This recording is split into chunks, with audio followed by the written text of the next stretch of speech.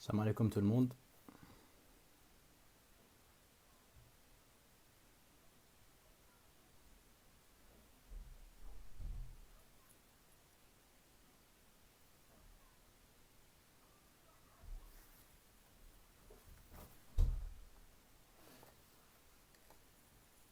Quand il faut refaire les travaux, s'il te plaît, tu pourras nous ramener ton beau Z.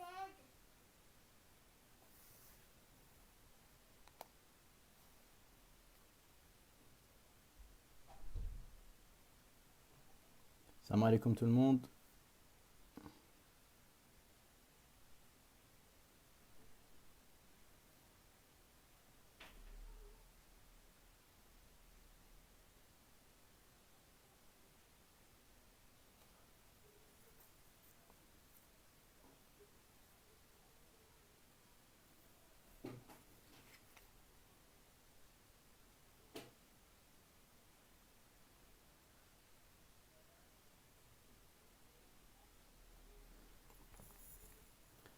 Bismillah ar-Rahman ar-Rahim. Alhamdulillah. Salatu wassalam ala Rasulillah wa ala alihi wa sahbihi amma ba'd.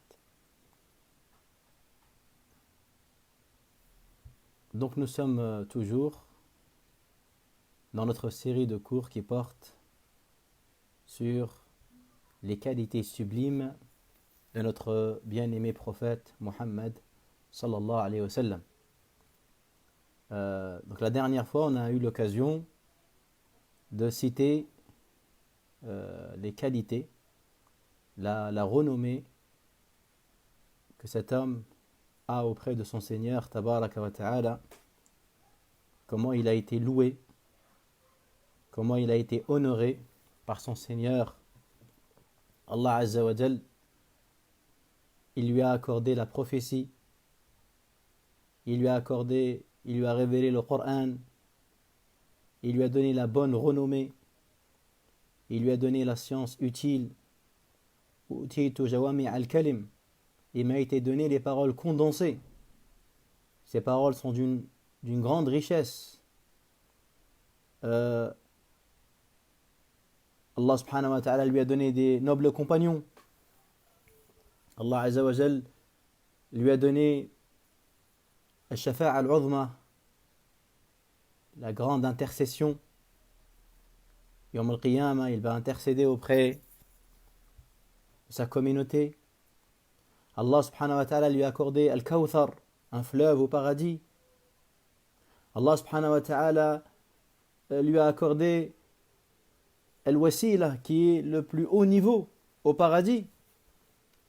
Allah subhanahu wa ta'ala a accordé énormément de bienfaits à son prophète Muhammad sallallahu alayhi wa sallam. Et Allah Azza wa Jal, mes frères et sœurs, il a fait que la biographie, les paroles, l'attitude, le comportement de Nabi sallam ont été sauvegardés. Il y a eu un travail monumental qui a été fait depuis des siècles par les savants pour sauvegarder justement notre héritage. Tout ce qui a été dit, tout ce qui a été rapporté de notre prophète sallallahu alayhi wa sallam. Et c'est pourquoi, Inch'Allah, nous, donc, comme on a dit, on va essayer justement d'apprendre un peu plus sur Nabi sallallahu alayhi wa sallam en ayant l'intention justement de l'imiter un exemple, parce que c'est notre exemple, alayhi sallam. Et aujourd'hui, on va aborder donc un thème qui est important et dont beaucoup, justement, on a besoin justement d'apprendre, de corriger nos erreurs, parce qu'il y a énormément de manquements, il y a énormément de dégâts, il y a énormément d'anomalies chez nous sur ce point-là. Et vous allez voir que ça va être un cours très riche, il y a énormément de textes, énormément de propos, énormément de témoignages, et ça nous montre encore une nouvelle fois, justement, la grande richesse de notre religion, que vraiment Allah subhanahu wa ta'ala a envoyé ce prophète, a révélé ce livre pour justement notre guider, pour notre bonheur, pour notre dignité, pour notre préservation et notre protection. Et donc aujourd'hui, qu'est-ce qu'on va parler? On va parler de ta'amal al-Nabi sallallahu alayhi wa sallam ma'a zawjatihi. l'attitude, le comportement du prophète sallallahu alayhi wa sallam envers ses épouses. Donc c'est un sujet qui est très important. Parce que toute personne qui connaît un peu, qui est un peu dans le domaine associatif ou qui est un acteur, on va dire, qui est en contact avec les problèmes de la communauté, ne pourra pas dire le contraire, qu'il y a énormément de souffrance dans les familles musulmanes. Il y a énormément de conflits, de disputes, qui justement empoisonnent la vie. Ça gâche la vie. Et tout ça, la raison principale, c'est qu'on s'est éloigné de notre religion. C'est que, subhanallah, il y a des personnes, on dirait que quand ils sortent de la mosquée, il n'y a plus l'islam dans sa vie. Il n'y a plus l'islam dans sa vie. À croire que l'islam ne doit pas être pratiqué dans sa maison. Il y a des gens, l'islam, il n'existe que à la mosquée ou dans son vocabulaire, quand il parle.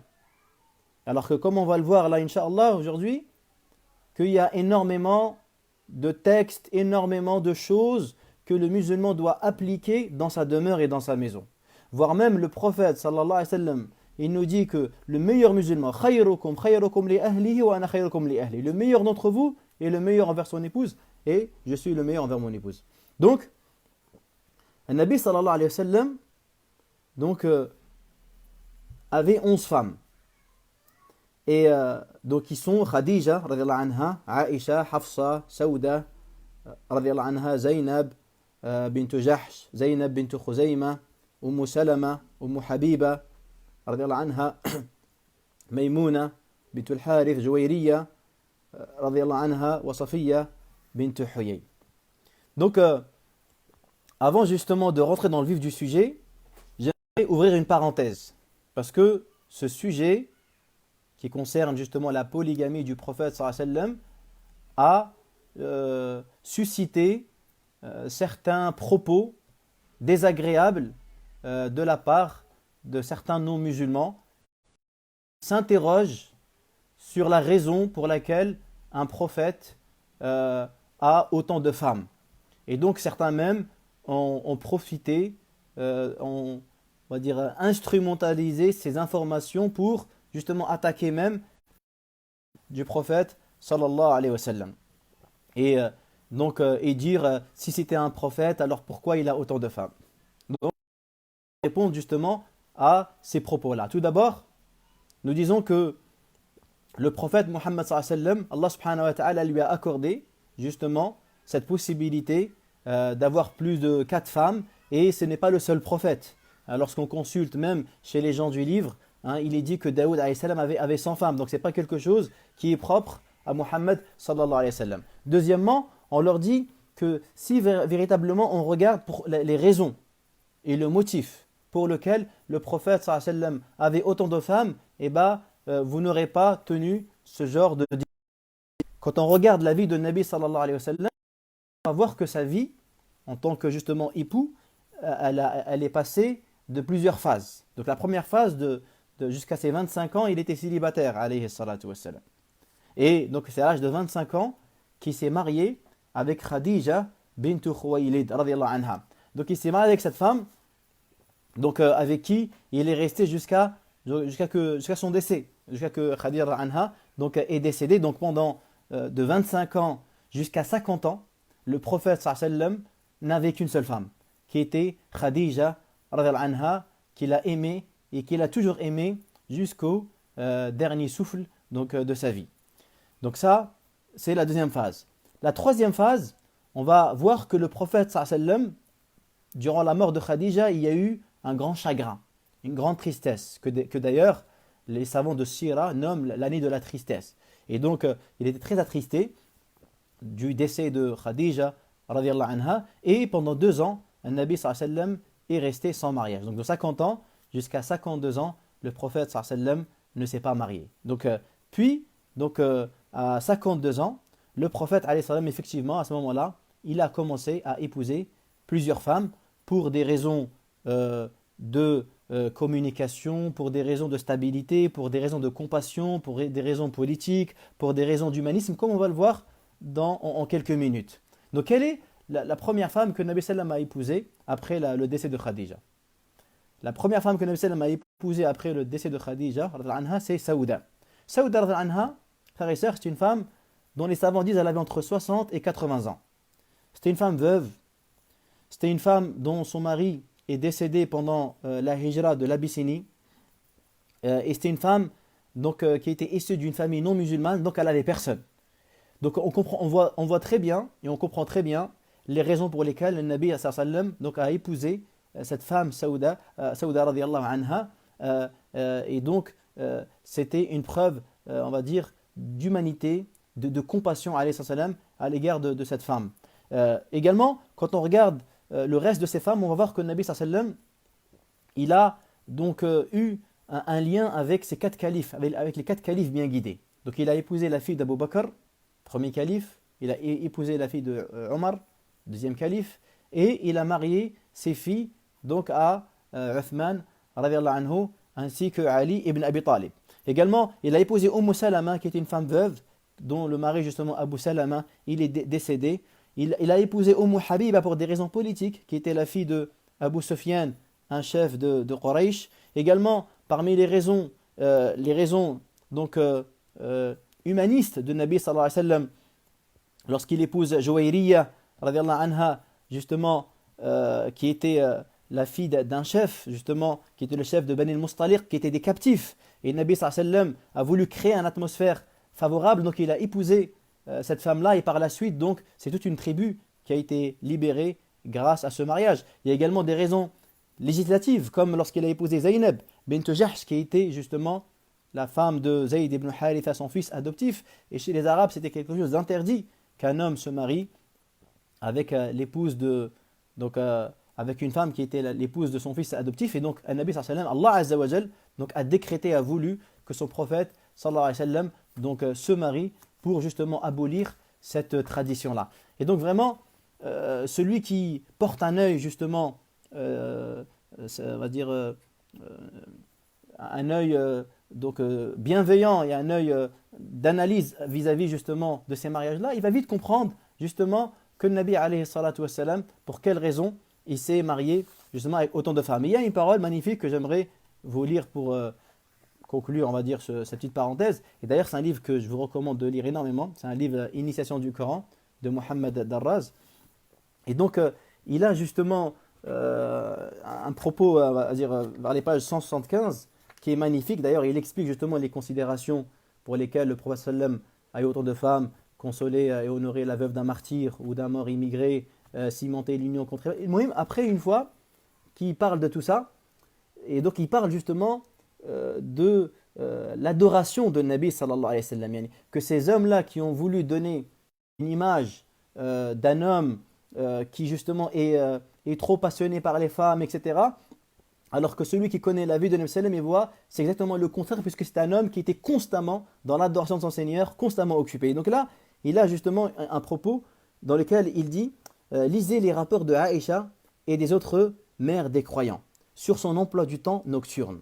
Elles vous diront comment en s'arrachant au sommeil chaque nuit, il se livre à des prières prolongées, tantôt debout jusqu'à ce que ses pieds deviennent enflés, tantôt prosternés au point qu'on le croit mort, alayhi salatu wassalam, comme parfois il se rend au cimetière pour prier sur les âmes, pour faire des du'a pour ceux qui étaient enterrés dans le Baqiya. Puis il dit, tout démontre que la piété du prophète se confirme et se consolide à Médine. Bien loin, il dit de diminuer. Il a fallu que la personne du prophète fût entourée de ces âmes pieuses et honnêtes, non seulement pour que nous transmettent une partie considérable de sa tradition, et en particulier l'enseignement féminin destiné à la moitié de l'humanité, mais aussi pour compléter la preuve de sa sincérité par leur témoignage concordant sur son caractère profond de cette vie intime où tous les voiles de l'hypocrisie sociale tombent et se déchirent. C'est vraiment un livre magnifique et très bien écrit dans lequel justement vous allez vraiment trouver des informations très riches et très utiles. Donc une fois passé cette parenthèse, Nabi sallallahu alayhi wa sallam donc a vécu avec ses épouses une vie heureuse, une vie agréable en appliquant justement le verset de Surat An-Nisa, verset 19 où Allah dit wa'ashiruhunna bil ma'ruf. Vivez avec elles conformément à la bienséance.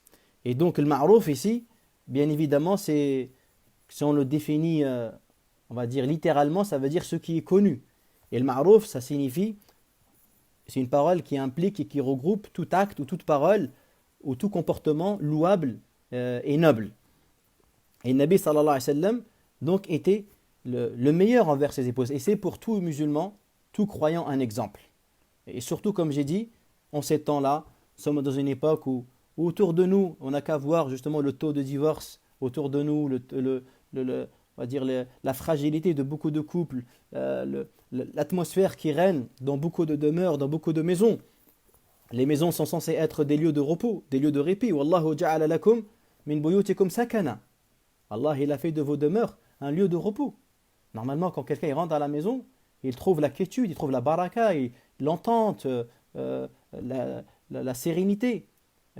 C'est pourquoi quand le musulman il sort de sa maison, c'est là où normalement il est confronté aux problèmes. Et c'est pourquoi en sortant de chez lui, il dit Bismillah tawakkaltu ala Allah wa la hawla wa la quwwata illa billah Allahumma inni a'udhu bika an adilla ou udal ou azilla ou uzal ou adlima ou udlam ou ajhala ou yujhala alayh. Mais malheureusement, chez certaines personnes, c'est pas le cas. Donc c'est pas normal. Donc le problème, il est bien évidemment chez nous. C'est à nous justement de nous réformer et de nous corriger. Et alhamdulillah, Allah subhanahu wa ta'ala donc nous a comblés en nous donnant un modèle qui est Nabi sallallahu alayhi wa sallam, et que notre comportement dans nos maisons relève de l'adoration. Ça veut dire que quand on s'efforce justement à être quelqu'un de bon, à être quelqu'un, on va dire, doté d'un bon caractère, quelqu'un lorsqu'il rentre à la maison, sa femme elle est contente qu'il rentre, ses enfants ils sont contents qu'il rentre. C'est ça le bon comportement, c'est ça qui va peser lourd dans la balance auprès d'Allah subhanahu wa ta'ala. Et non pas le contraire, non pas quelqu'un, quand il rentre à la maison, justement tout le monde est triste de sa venue. Comme il a dit un pieux prédécesseur, il dit, il y a des gens, quand il rentre chez lui, même son chat, il le fuit. Même le chat, il se sauve, il ne veut pas le voir. Tellement c'est quelqu'un qui est désagréable, il rentre toujours énervé, toujours agressif, etc. Et donc si maintenant on va consulter tous les ahadiths qui ont été rapportés justement, et qu'ils sont nombreux, sur l'attitude et le comportement que le prophète sallallahu alayhi wa sallam a eu à l'égard de ses épouses.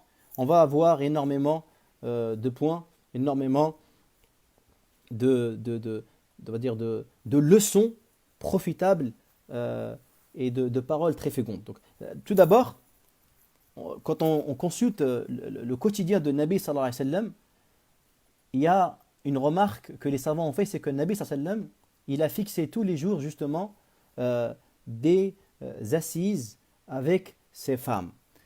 Ibn Abbas il rapporte que le prophète sallallahu alayhi wa sallam, lorsqu'il priait subh, donc il s'asseyait avec ses compagnons, puis lorsque le soleil se levait, il allait dans les demeures de toutes ces femmes pour leur passer le salam et pour faire des invocations en leur faveur. Et ça, c'était la première visite qui se faisait le matin. Et il avait une autre visite également qui se faisait en fin de journée, dans laquelle justement il allait alayhi salatu wassalam également prenait des nouvelles de ses épouses, discuter avec elles et passer du temps.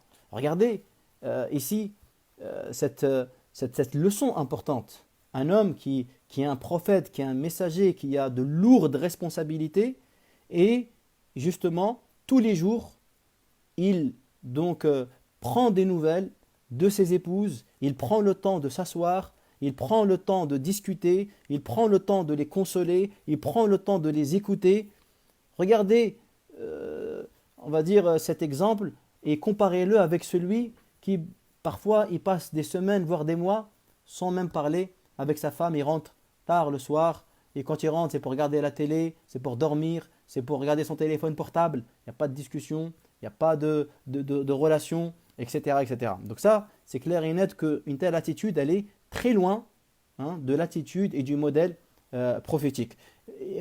Il est même rapporté que la nuit, toutes les nuits, toutes les femmes du prophète sallam, elles se réunissaient dans la maison de la femme avec qui le prophète allait passer sa nuit. Toutes les nuits. Chaque nuit, quand Nabi sallam donc se trouvait chez une femme, toutes les femmes, elles venaient chez cette femme concernée et ils discutaient ensemble. Et Nabi alayhi salam, donc comme j'ai dit, était quelqu'un qui discutait et qui écoutait ses femmes. Il les écoutait. D'ailleurs, parmi les hadiths qui sont très connus, le hadith de Aïcha radhiyallahu anha qui est rapporté dans le Bukhari, lorsque Aïcha elle lui raconte le fameux récit de Abu Zar' et Zar'. Ce hadith-là, il est vraiment étonnant parce qu'il porte beaucoup de leçons, il montre également l'éloquence de Aïcha, et il montre surtout la tendresse de Nabi sallallahu alayhi wa sallam. Comment cet homme, il était tendre, comment cet homme était aimant.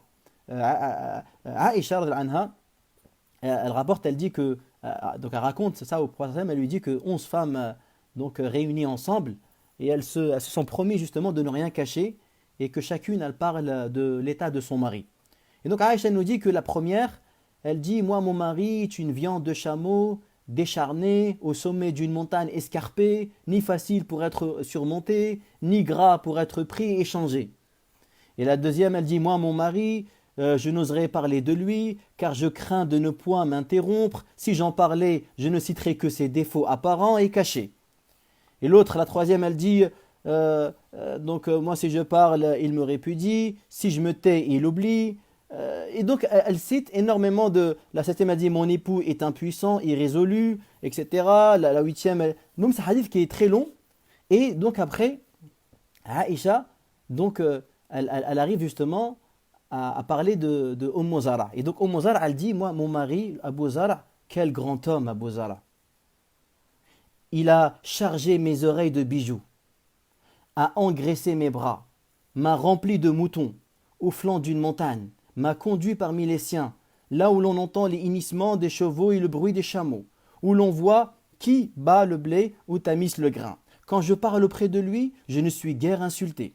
Je dors jusqu'au matin et dois à satiété. La mère d'Abu Zara, pourrait-on assez la décrire? Ses marmites sont chargées et sa maison spacieuse. Et quel fils est le fils d'Abu Zara? Et le muhim, donc cette femme, elle commence à vanter donc son mari, etc. Et donc à la fin, quand Aïcha, elle termine de raconter cette histoire, qu'est-ce que le prophète sallallahu alayhi wa sallam lui dit? Il lui dit, kuntu laki ka abi Zara li ummi Zara. Il lui dit, je suis pour toi comme Abu Zara pour Zara.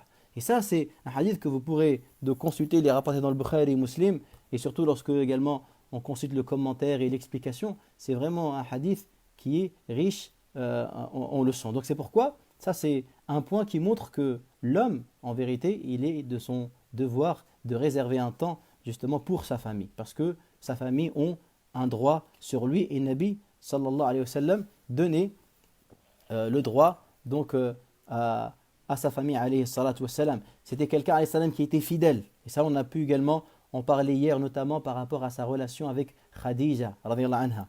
Aïcha nous dit, ma ghirtu ala ahadin min nisa'i nabi sallallahu alayhi wa sallam ma ghirtu ala Khadija. Je n'ai jamais été autant jalouse d'une femme comme je l'ai été sur Khadija. Wa ma ra'aytuha, alors que je ne l'ai même pas vue. Le prophète sallallahu alayhi wa sallam parlait tout le temps d'elle. Et à chaque fois qu'il égorgeait un mouton, il le découpait et puis il l'envoyait aux amis de Khadija radhiyallahu anha. Et Aïcha lui disait, كأنه لم يكن في الدنيا امرأة إلا خديجة. C'est comme si que dans toute la terre, il n'y avait que Khadija comme femme. Et lui me répondait, إنها كانت وكانت. Elle était, وكان لي منها ولد. Et j'ai eu des enfants.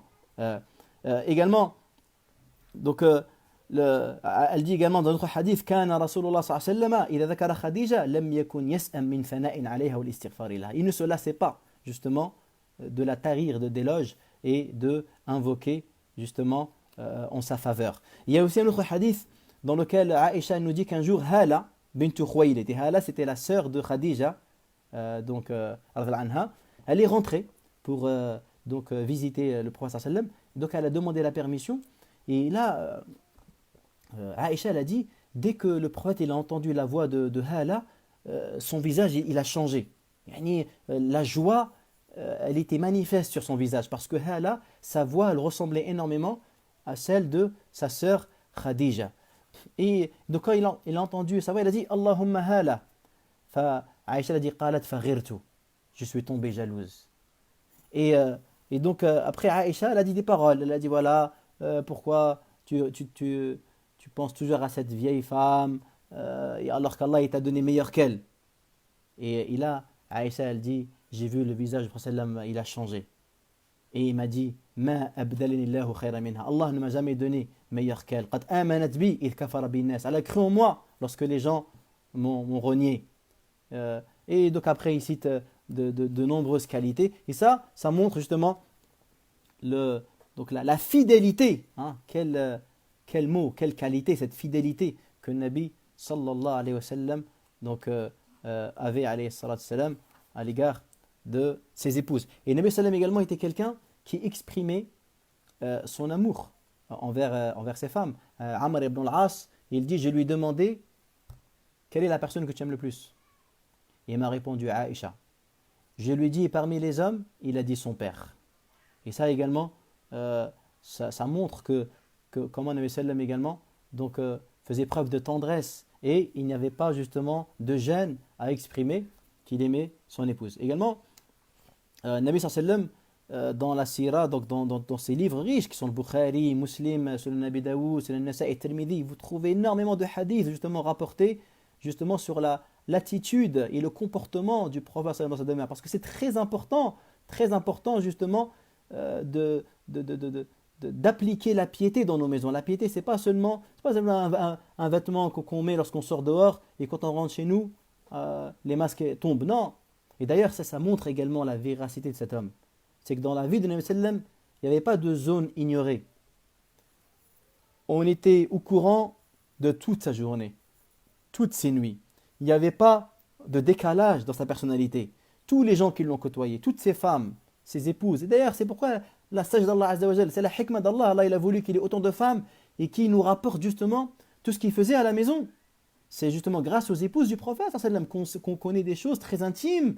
Et justement, elles nous ont donc détaillé des faits que seule l'épouse, elle peut justement voir et elle peut justement témoigner. Et donc, Nabi sallam, dans son habitude, quand il sortait de chez lui, il avait pour habitude d'embrasser sa femme. Par exemple, Urwa, il rapporte et dit que Aïcha a dit que le prophète sallam embrassait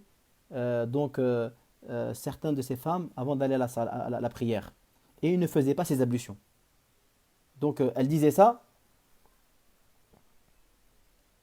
Donc elle disait ça pour montrer, pour prouver qu'en fait le fait de toucher sa femme n'annule pas les ablutions.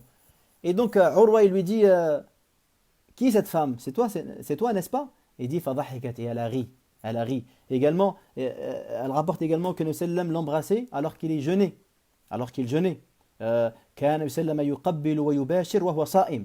Mais elle disait, et c'était celui qui se maîtrisait le mieux parmi vous.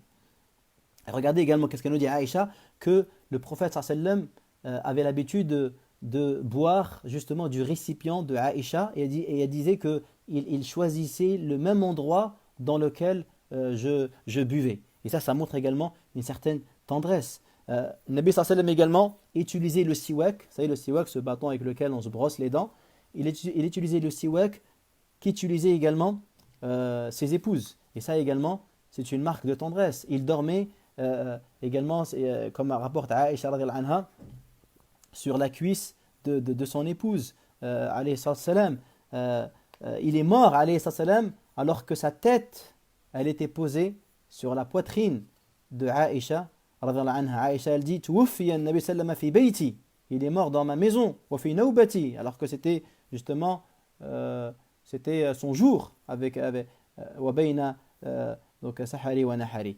Et ici également, un Nabi sallallahu alayhi wa sallam, il est rapporté également dans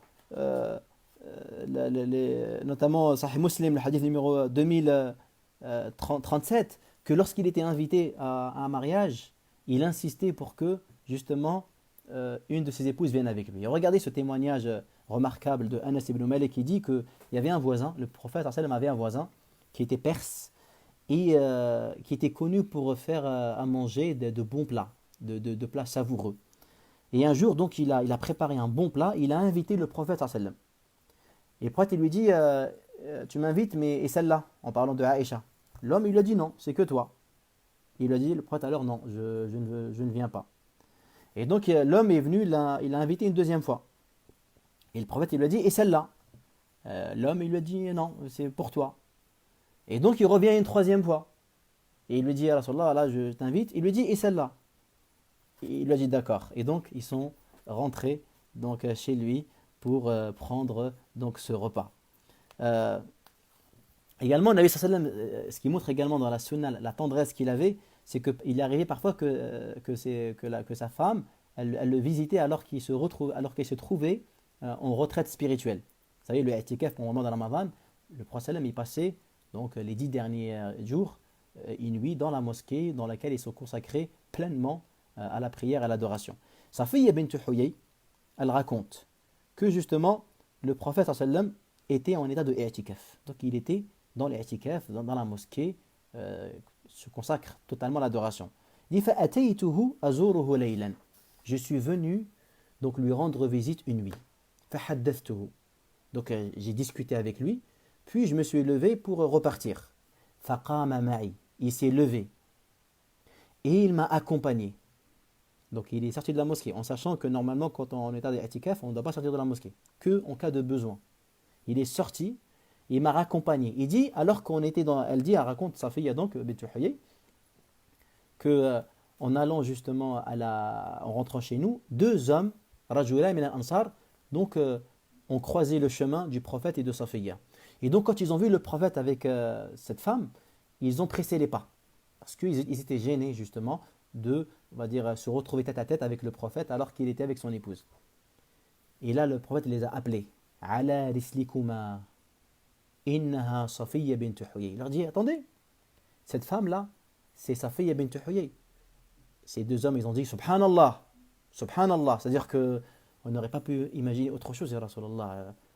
Il leur a dit, Inna shaytana yajri min al-insani majra ad-dam. Il leur a dit, shaytan circule dans l'homme comme circule le sang. Wa inni khashitu an yaqdhifa fi qulubikuma su'an. Et j'ai eu peur que shaytan profite de l'occasion pour semer quelque chose de mal dans votre cœur.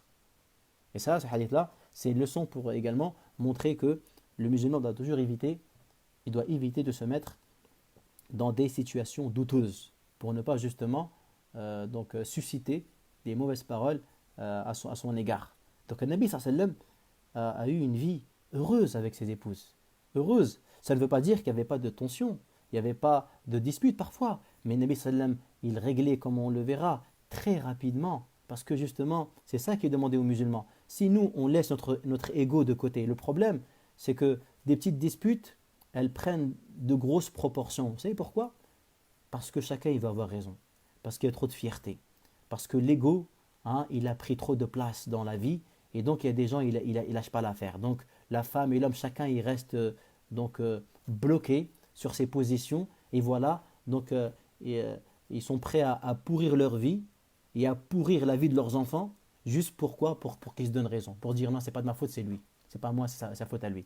Alors que, subhanallah, le Nabi sallallahu alayhi wa sallam, il nous donne un hadith merveilleux qui normalement, il devrait changer notre vie. Lorsqu'il nous dit, je me porte garant d'une maison au faubourg du paradis pour celui qui délaisse la polémique, même s'il a raison. Il se porte garant d'une maison pour celui qui délaisse la polémique. Pourquoi tu rentres dans des débats? Il faut... Comment dire, il faut maîtriser l'art d'esquiver. Parfois, c'est bien d'esquiver une dispute parce que tu sais très bien où ça va mener. Tu sais très bien où ça va mener. Donc il faut avoir l'art relationnel, savoir quand est-ce qu'il faut fermer les yeux, et quand est-ce qu'il ne faut pas les fermer. Et donc, et je continue également énormément. Et là, j'ai sauté plein de hadiths, vraiment pour ne pas être trop long. Parce qu'on a encore plein d'aspects à voir sur la personne de Nabi sallallahu alayhi wa sallam. Yani, subhanallah, regardez toutes ces informations, tout ce qu'on a. Imaginez tout ça là si on le lisait toutes les semaines, toutes les 2 semaines comme ça, et on s'efforce justement à imiter. Non seulement on va gagner dans l'au-delà, parce que Allah sera satisfait de nous, parce que l'islam va vraiment donc se manifester dans notre comportement, dans notre attitude, mais en plus de ça, on aura une vie agréable. Parce que souvent la tristesse, souvent les ennuis qu'on a, c'est nous-mêmes qui les avons fabriqués.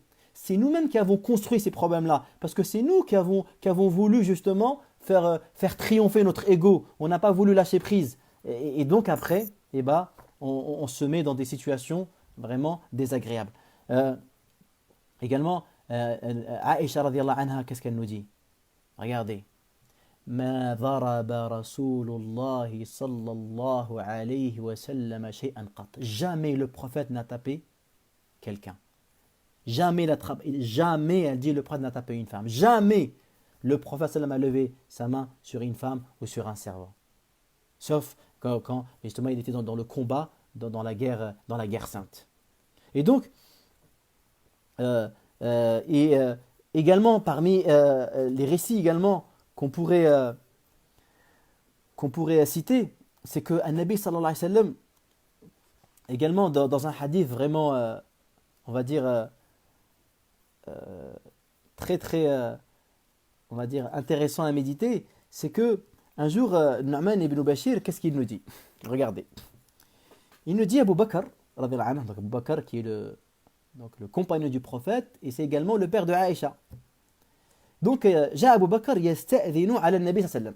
Donc il va chez le prophète, et donc il demande la permission pour rentrer.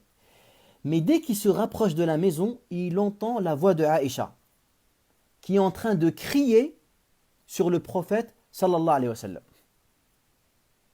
Et donc Abu Bakr il rentre, et là il est en colère. Il lui dit Yabnata Ummi Roman.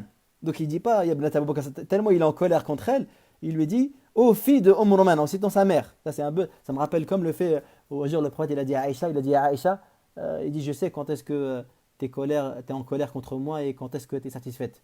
Elle lui a dit comment? Il lui a dit quand tu es satisfaite, tu dis non par le Seigneur de Mohammed, et quand tu es en colère, tu dis non par le Seigneur de Ibrahim. Et donc là, Abu Bakr il lui dit Yabnata Roman, tarfa'ina sawtaki ala rasulillah. Tu oses élever la voix sur le prophète sallallahu alayhi wa sallam?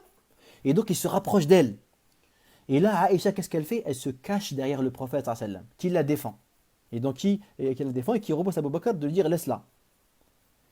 Yani laisse-la, c'est bon.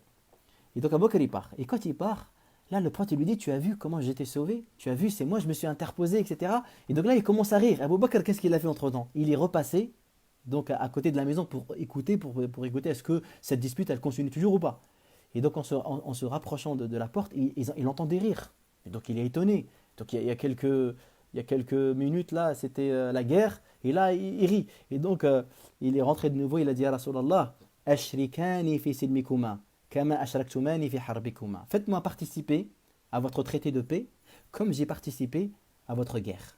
Donc ça également, c'est un hadith merveilleux qui est rapporté par l'imam Ahmed, qui montre également comment les problèmes se réglaient au temps du prophète sallallahu alayhi wa sallam.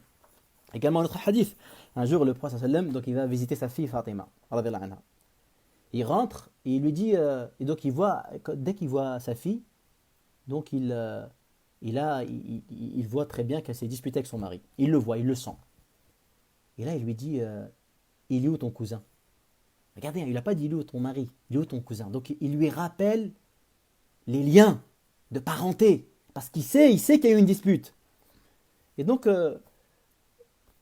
Fatima lui fait comprendre qu'ils se sont disputés. Et donc là, le il sort, et il va chercher justement Ali, et là il le trouve endormi dans la mosquée. Donc plein de poussière sur son corps, parce que les mosquées à cette époque-là n'avaient pas de tapis, il n'y avait rien, hein, c'était le sable. Et donc là, Nabi Sallam va lui dire Qum ya Aba Turab. Et c'est là où donc, Ali a été nommé, on l'a qualifié de Abu Turab. Qum ya Aba Turab. Et donc là, le problème il est réglé. Peut-être dans certaines familles, ça là, oh là là, ça va durer des mois. Ah, le père il va dire pourquoi tu t'es tué avec ma fille? Nabi Sallam, en quelques minutes, voilà que, subhanallah, le problème il est réglé. Le problème il est réglé. Également, Nabi Sallam, lorsque il voyait qu'une femme de ses épouses elle était triste ou malade, il avait toujours les mots pour réconforter. Pendant le pèlerinage, à titre d'exemple, Aïcha, elle a eu ses menstrues et elle n'a pas pu faire la Umrah avec le reste des musulmans. Et donc, Nabi Sallam l'a consolé. Et il lui a dit Inna hadha amrun katabahu Allah ala banati Adam. Et c'est quelque chose que Allah Azza wa Jal a décrété sur les filles de Adam. Et donc il lui dit fais ce que le pèlerin il fait, sauf que tu ne dois pas faire le tawaf. Tu ne dois pas faire le tawaf. Et donc là, il a eu les mots justement, alayhi salatu wassalam, pour consoler donc, ses épouses. Et également, Il y a énormément, plein d'autres hadiths également dans ce sens-là, surtout lorsque il y avait justement parfois des tensions entre certaines de ses épouses. Le Nabi sallallahu alayhi wa sallam avait toujours justement les mots, avait toujours la manière. Le Nabi sallallahu alayhi wa sallam également, ce qui montre également les qualités qu'il avait, c'est que à la maison, il était constamment en train de aider justement ses femmes. L'Aswad rapporte qu'il dit, j'ai demandé à Aïcha, Ma kana an-nabiyyu sallallahu alayhi wa sallam yasna'u fi baytihi. Qu'est-ce que le prophète faisait chez lui? Qu'est-ce qu'elle répond? Elle dit Kana yakunu fi mihnati ahli. Il était au service de son épouse. Et lorsque l'heure de la prière arrivait, il se levait pour aller prier. Subhanallah. Et dans une autre version, Kana yukhitu thawbah. Il cousait ses vêtements, il réparait ses chaussures. Wa ya'malu ma ya'malu ar-rijalu fi buyutihim. Et ça montre également la modestie, l'humilité, la bienveillance de Nabi sallallahu alayhi wa sallam. Il aidait son épouse à monter sur la monture, comme cela a été rapporté également dans le Sahih de Al-Bukhari et de Muslim. Également, Nabi sallallahu alayhi wa sallam prenait soin énormément de son hygiène, sa propreté, de son odeur. Lorsque il rentrait, on a demandé à Aïcha, qu'est-ce que le prophète faisait? Quelle est la première chose qu'il faisait lorsqu'il rentrait chez toi? Elle disait, il utilisait le siwak. Il utilisait le siwak. Et les ulama, ils ont dit, la sagesse, c'est que parce que quand quelqu'un il parle beaucoup, son haleine, justement, elle change. Et c'est pourquoi lui, quand il rentrait chez lui, quand il rentrait, Nabi sallam discutait, parlait avec ses épouses.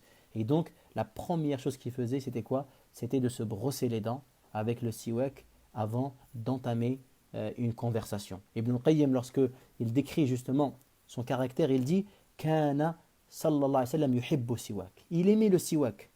Lorsqu'il se levait, et il faisait le siwak justement lorsqu'il était en état de jeûne, lorsque également il ne jeûnait pas, il faisait le siwak dès qu'il se réveillait du sommeil, il faisait le siwak quand il faisait les ablutions, il utilisait le siwak quand il faisait la prière, et également quand il rentrait chez lui. C'était quelque chose justement qui faisait partie parmi ses habitudes. Tout comme également, le Nabi sallam avait toujours une odeur agréable qui émanait de lui. Aïcha, elle dit Kana Rasul sallama yashtaddu alayhi an yujda minhu ar-rih. Pour lui, c'était quelque chose de vraiment dur qu'une mauvaise odeur puisse, on va dire, paraître. C'est quelque chose qui était très dur parce que le Nabi sallam, et d'ailleurs, c'était quelqu'un qui aimait énormément justement le parfum. Et c'était quelqu'un qui il s'embellissait pour ses épouses. Il coiffait ses chaussures, il prenait soin d'eux. Il disait justement à ses compagnons, celui qui a de la chevelure, qu'il en prend soin. Et ça, c'est quelque chose également que ses compagnons ont hérité, ont appris. Comme Ibn Abbas il disait que j'aime que ma femme elle s'embellit pour moi, alors moi aussi je m'embellis pour elle. Et puis il récitait le verset وَلَهُنَّ مِثْلُ الَّذِي عَلَيْهِنَّ بِالْمَعْرُوفِ وَلِلرِّجَالِ عَلَيْهِنَّ دَرَجَةٌ. Également, Aïcha anha, dans un hadith également, elle nous relate également, on va dire, un fait auquel elle était fière. Elle dit lorsque justement le Nabi sallallahu alayhi wa sallam était dans la maladie justement qui a précédé sa mort, alayhi salam. Donc, et ça c'est quelque chose également, c'est un hadith merveilleux à méditer, qui est rapporté par le Sahih al-Bukhari. Elle dit inna min ni'amillahi alayhi anna Rasulallah sallallahu alayhi wa sallam tuwfiya fi bayti wa fi yawmi. Aïcha dit parmi les bienfaits qu'Allah m'a donné, c'est que le messager d'Allah, il est mort dans ma maison et dans le jour où je devais être avec lui, parce que justement chaque épouse elle avait justement son jour à elle, et que justement Allah Azza wa Jalla a fait que ma salive rencontre sa salive. Elle dit parce que quand le prophète il était dans l'agonie de la mort, donc un homme est rentré et dans sa main il y avait un siwak. Et elle dit, et j'ai vu le visage du prophète, je l'ai vu en train de regarder ce siwak là. Et j'ai compris qu'il le voulait. Alors je lui dis, tu le veux? Et il m'a fait un geste avec sa tête que oui. Elle dit, fatanawaltu, je l'ai pris. Puis elle dit, je l'ai mâché. Et je l'ai mouillé avec mes dents et ma salive. Et puis je l'ai donné au prophète sallallahu alayhi wa sallam, et justement il a commencé à utiliser le siwak alors que sa tête, elle était sur ma poitrine. Et Aïcha anha, donc, elle raconte cela et elle le relate comme étant un grand bienfait qu'Allah lui a donné. Parce que donc, toutes les femmes, c'est tout musulman, il aime Nabi sallam, mais imaginez ceux qui l'ont côtoyé. Regardez, les compagnons, ils avaient un amour indescriptible. Il y avait un homme, vous vous rendez compte, c'était quoi son souci? La chose qui le perturbait, c'était qu'un jour, il est parti voir le prophète, il lui a dit à Rasulallah, tu es la personne que j'aime le plus, mais il y a quelque chose qui m'inquiète. Je sais que quand tu vas mourir, Allah Azza wa Jal, il va te placer au paradis au niveau des prophètes. Et si moi, je meurs et Allah me permet d'aller au paradis, je sais pertinemment que je n'aurai pas le même niveau que toi. Et j'ai peur de ne pas pouvoir te voir au paradis. Subhanallah. Regardez l'inquiétude qu'il avait. Son inquiétude, c'est de ne pas pouvoir voir le messager d'Allah au paradis. Et c'est à ce moment-là, Wallah, il a révélé le verset dans Sourate An-Nisa, وَمَن يُطِعِ اللَّهَ وَالرَّسُولَ فَأُولَٰئِكَ مَعَ الَّذِينَ أَنْعَمَ اللَّهُ عَلَيْهِم مِّنَ النَّبِيِّينَ وَالصِّدِّيقِينَ وَالشُّهَدَاءِ وَالصَّالِحِينَ وَحَسُنَ أُولَٰئِكَ رَفِيقًا. Et celui qui obéit à Allah et à son messager, donc il sera avec ceux dont Allah a comblé de ses faveurs, parmi les prophètes, les véridiques, les martyrs et les pieux. Et quelle bonne compagnie, quelle bonne compagnie. Les Sahaba, c'était quelque chose de terrible pour eux. La mort du prophète, comme on le verra, ça a été un moment terrible, une souffrance. Omar ibn Khattab a refusé d'admettre cette vérité-là. Alors imagine-toi ces femmes et ces épouses, comment elles devaient l'aimer. C'est pourquoi chacune a voulu être la plus proche, elle voulait être... Parce qu'ils ont vu justement les qualités sublimes. Et d'ailleurs, mes frères et sœurs, c'est pourquoi plus justement on étudie la biographie, plus on comprend pourquoi Allah il a choisi lui. Pourquoi c'est lui et pas toi? Pourquoi c'est lui et pas un autre? C'est qu'Allah Azza wa Jal, il accorde ses dons justement avec sagesse et avec mesure. Subhanahu wa ta'ala. C'est que Allahu a'lamu haythu yaj'alu risalatah. Et ça c'est une leçon pour nous. C'est-à-dire nous parfois, vous savez, quand on regarde autour de nous, on voit des gens, par exemple, ils nous ont dépassés dans certains mérites. Quelqu'un, tu vois, il a mieux réussi que toi. Il a mieux éduqué ses enfants que toi. Il pratique mieux que toi. Il connaît mieux que toi. Nous, subhanallah, au lieu de chercher de se dire, j'aimerais bien savoir, normalement les gens qui sont saints, qui ont un cœur qui est vivant, des gens ils savent que les dons d'Allah, ils sont larges. J'essaie de savoir comment il a fait pour pouvoir l'imiter, pour pouvoir faire comme lui. Parce que celui qui lui a donné, c'est Allah. Et bien Allah aussi va me donner à moi. Allah il est généreux. Allah subhanahu wa ta'ala est généreux. Le Dieu il est généreux. Dieu il n'est pas raciste. Dieu il est juste et généreux. Donc quand il donne à un tel, il donne selon des sagesses. Donc moi qu'est-ce que je vais faire? Et bien je vais également m'exposer à la rahma d'Allah. Je vais m'améliorer. Je vais montrer à Allah que je suis digne d'obtenir de ta part des vertus. Ya Rabbi, je vais faire l'effort pour lui montrer que je suis sincère, que je suis ambitieux, que vraiment je suis désireux d'être un homme pieux.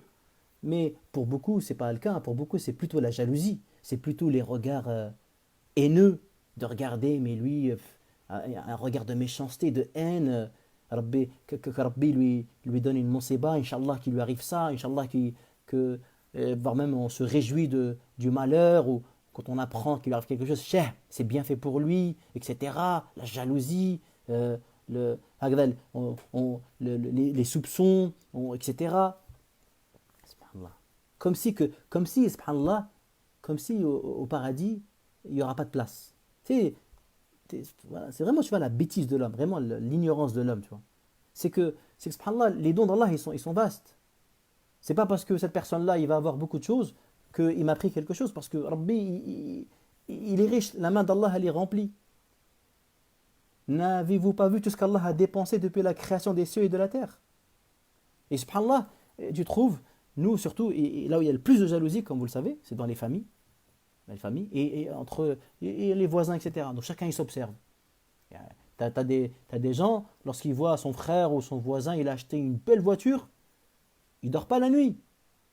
Ou il va commencer à se dire, mais comment il a eu cet argent-là, mais j'y crois pas, il doit vendre de la drogue, c'est pas possible celui-là, il doit vendre de la drogue, ça c'est pas possible. Nous on travaille comme des fous, on n'arrive même pas, mais c'est pas possible. Et ils sont jaloux les gens, la jalousie. Au lieu de dire Rabbi il a mis la baraka, Allah il donne la bénédiction à qui il veut. Nous on a vu des shibani, on a vu des gens, ils n'ont pas de diplôme, rien, ils ont des SMIC, ils ont fait des barak au bled, ils ont fait le hajj, et jamais ils ont tendu leurs mains, ils ont toujours on va dire, ils ont toujours subvenu aux besoins de leur famille. Allah il a remis la baraka dans le peu d'argent qu'ils avaient. Et on avait des gens qui avaient des gros salaires, lui et sa femme des gros salaires, et c'est parti dans le vent. Il n'y a rien eu. Tout est parti comme ça dans le vent. Ils ont eu des maisons parfois à 300, 400 000 euros. 3 ans après, c'est parti en divorce. La maison, elle est partie je sais pas où. Des trucs, mais des histoires de fous. Comment parfois des problèmes de santé, des trucs. L'argent, elle s'évapore. Ça part, il n'y a rien, il y a walou. Rabbi Azza wa Jal, Rabbi qui donne, mon frère. Pourquoi être jaloux? Pourquoi c'est Rabbi qui donne les dons. C'est Rabbi. Pour ça, ils ont dit Al-Hasoud, adou ni'matillah. Le jaloux, c'est l'ennemi des bienfaits d'Allah. Parce que il n'accepte pas le choix d'Allah Azza wa Jal. Il n'accepte pas la manière dont Allah subhanahu wa ta'ala donc, gère l'univers et il donne. Donc, vraiment, c'est vraiment, on va dire, ce sujet-là est vraiment un sujet vraiment passionnant. Vraiment passionnant. C'est vraiment, on voulait s'attarder sur ce sujet. Le fait que Nabi sallam faisait une course avec Aïcha pendant un voyage, il fait une course avec elle, alayhi salam, regardez la douceur, et Aïcha donc elle le bat et elle dit quelque temps après, alors que j'ai pris du poids, on fait une course, et elle dit, et cette fois-ci c'est lui qui me bat, et il me dit voilà j'ai racheté ma défaite de la dernière fois, on voit comment les sourires, on voit comment la discussion, on voit la rahma, on voit subhanallah la douceur, c'est ça l'islam, c'est ça la sunna. C'est ça la sunna de Nabi sallallahu alayhi wa sallam. Et c'est pourquoi le Nabi sallallahu nous dit khayrukum khayrukum li ahlihi wa ana khayrukum li ahli. Le meilleur d'entre vous est le meilleur envers sa femme et je suis le meilleur envers sa femme. Parce que vous savez mes frères, parfois quand quelqu'un est avec des gens étrangers, il trouve une facilité à montrer le meilleur de lui. Parce qu'il y a des gens, tu les vois qu'une heure par jour, tu les vois 2 heures par jour ou quelques heures par semaine. Donc c'est facile d'endosser justement le costume de l'homme, on va dire, plaisant, sociable, charmant, généreux, calme, doux, etc. C'est facile de faire ça. C'est facile on va dire, de tenir un rôle pendant quelque temps. Par contre, la réalité de la personne, on va la découvrir comment? On va la découvrir dans sa profonde intimité. C'est pour ça qu'on dit tu ne connais pas une personne si tu n'as pas voyagé avec lui. Comment on nomme le voyage en arabe? On dit as-safar. As-safar, لماذا سمي السفر سفرا؟ لأنه يسفر عن أخلاق الناس. Parce que il dévoile justement le caractère des hommes. C'est-à-dire si vraiment tu veux, comme dans la fameuse parole quand un homme il est venu voir Omar pour obtenir un poste, Omar il lui dit ramène-moi quelqu'un qui te connaît, et donc il lui ramène une personne. Omar il lui dit tu le connais vraiment? Il lui dit oui bien sûr je le connais. Il lui dit est-ce que tu as voyagé avec lui? Il lui a dit non. Il lui a dit est-ce que tu as fait du commerce avec lui? Et il lui a dit non. Il lui a dit est-ce que c'est ton voisin de palier? Tu vois ses entrées, ses sorties? Et il lui a dit non. Il lui a dit tu le connais pas. Il a dit à cette personne ramène-moi quelqu'un qui te connaît. Ramène-moi quelqu'un qui te connaît. Donc c'est pourquoi je dis par là que comment on peut justement mesurer réellement. Parce qu'en fait, comme il dit Ibn al-Qayyim, celui qui te dépasse dans le comportement, il t'a dépassé dans la religion. Celui qui a excellé, celui qui t'a dépassé dans son comportement, dans son éthique, il t'a dépassé dans le din. Parce que le Seigneur dit akmalul mu'minina imana ahasinuhum akhlaqa. Les croyants ayant la foi la plus parfaite sont ceux qui ont le comportement le plus parfait. C'est ça. C'est ça on va dire il y a des critères comme ça par lesquels justement on arrive à reconnaître est-ce que la foi elle s'est véritablement installée dans le cœur et elle s'est manifestée dans notre vie. Et elle s'est manifestée dans notre vie. C'est pourquoi ce point particulièrement qui concerne justement la relation envers la famille est un point qui est important. Important parce que c'est important déjà dans la religion, c'est un acte de religion, c'est une obligation. C'est une obligation, on ne peut pas se considérer comme étant un homme pieux alors qu'on est violent avec son épouse, avec ses enfants, alors qu'on est désagréable, alors qu'on est injuste. Il suffit à l'homme comme péché de délaisser les gens qui sont à sa charge. Donc non seulement, et deuxièmement, c'est de ta vie qu'on parle. Subhanallah, c'est ta vie. Et à quoi tu veux que ta vie elle ressemble? Dans quelle ambiance tu veux vivre? Subhanallah. Parfois tu rentres chez toi. Ou pardon, je ne sais pas. Il se passe quelque chose. Il se passe quelque chose dans ta maison. Et là tu te mets en colère. Là, la colère là, elle monte. Niveau 1000. Parce que ton fils il a cassé un truc, parce que quelqu'un il a fait un truc pas bien, etc. soit tu laisses ta colère éclater, tu as gâché ta soirée, tu as gâché la soirée de ta femme et tu as gâché la soirée de tes enfants. Soit tu te retiens pendant 5 minutes, ça va faire mal, mais pendant 5 minutes tu te retiens, comme ça tu bouillonnes sur place, tu brûles, tu es là, tu te retiens. Au bout de 5 minutes ça passe, et masha'Allah, 1 heure après, tu as tout oublié, tu es en train de rire, tes enfants ils rigolent, ta femme elle rigole, tout va bien, une ambiance, etc. Regarde, tu as patienté pendant 5 minutes, tu t'es retenu, tu as contenu ta rage, ta colère. وَالْكَاظِمِينَ الْغَيْظَ وَالْعَافِينَ عَنِ النَّاسِ وَاللَّهُ يُحِبُّ الْمُحْسِنِينَ. Voilà.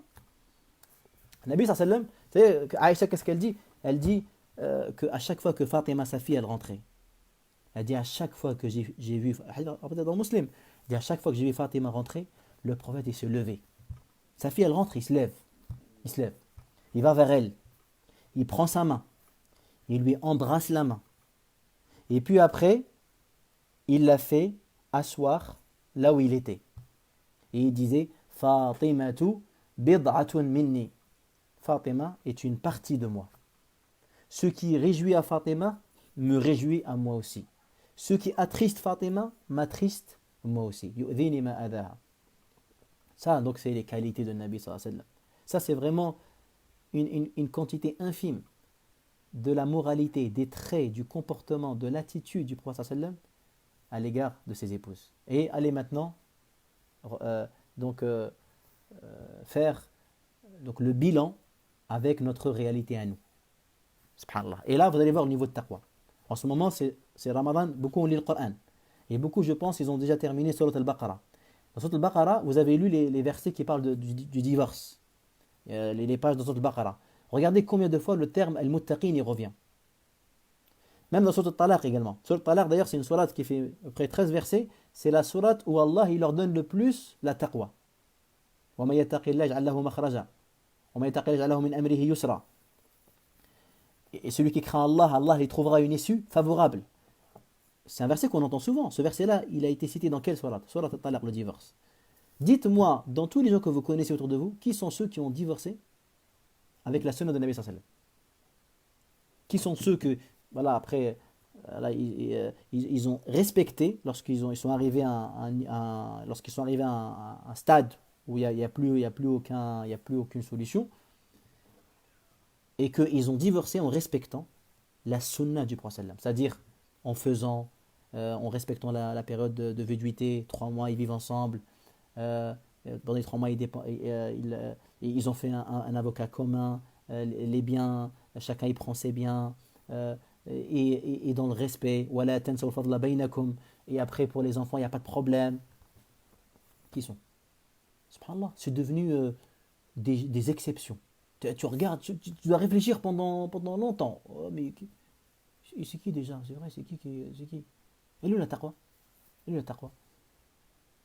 Ça vraiment, elle est où la taqwa? Elle est où la crainte, la piété, la foi? Qu'est-ce que... Subhanallah, il va dire oui, mais tu sais pas, il m'a fait beaucoup de mal, tu sais pas, il m'a fait beaucoup souffrir, tu sais pas. Subhanallah.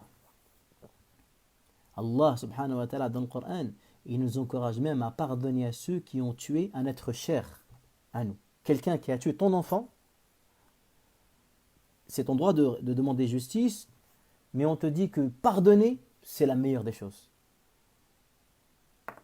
Cette personne-là, il t'a pas tué, il t'a pas truc, certes, certainement il t'a fait du mal, mais toi aussi tu lui as fait du mal, et aussi il n'y a pas eu que du mal dans la vie, il y a eu aussi du bien. Pourquoi on ne parle pas le bien? Pourquoi on ne fait pas comme Youssef avec ses frères? La tathriba alaykum al-yawm yaghfirullahu lakum. Nul reproche à vous faire aujourd'hui, Dieu va vous pardonner. C'est Shaitan qui s'est mis entre nous. Après tout ce que ses frères lui ont fait. C'est pas pour rien que Youssef il s'appelle As-Siddiq, le véridique. Que Youssef il est mis en avant. Parce que c'est de ça que Allah Azza wa Jal, il veut qu'on soit. C'est des exemples comme ça. Il faut qu'il y en ait énormément. Et alhamdoulilah, je sais pertinemment qu'il y en a. Il y en a beaucoup. Il y a des gens, malgré, subhanallah, par exemple, même ils sont divorcés, jamais il va parler en mal. Il va dire, c'est qadar c'est kul wahad. Chacun il a ses défauts. Chacun fait des erreurs. Moi aussi j'ai fait des erreurs. J'en ai fait plein, moi aussi. Subhanallah, c'est pour ça que le fait de témoigner constamment de ses erreurs te permet d'être très indulgent. Dire même quand tu vois ton enfant, il fait des bêtises, certes, tu vas l'éduquer, mais tu vas t'efforcer à te contrôler. Parce que tu dis, moi aussi j'ai fait des erreurs. Moi aussi, quand j'étais petit, j'ai fait pire que lui. Donc si je le tape comme ça fort, je lui fais mal, à quoi ça va servir? Est-ce qu'il va comprendre comme ça? Est-ce que moi, pour réparer une erreur, je vais faire une erreur encore plus grave, etc. Parce que parfois, tu as des gens, quand tu le vois comment il tape son enfant, il bagarre avec quelqu'un qui a son âge. Tu as l'impression qu'il bagarre avec quelqu'un qui a 30 ans, 40 ans. Des vrais coups, vraiment, il met toute sa force, toute son énergie. Alors que même subhanallah, avec la haine, tu vois bien que même, c'est pas vraiment l'intention de corriger ou de dire qu'ils comprennent. Non, non, c'est vraiment l'intention de faire mal, vraiment de faire mal. Subhanallah.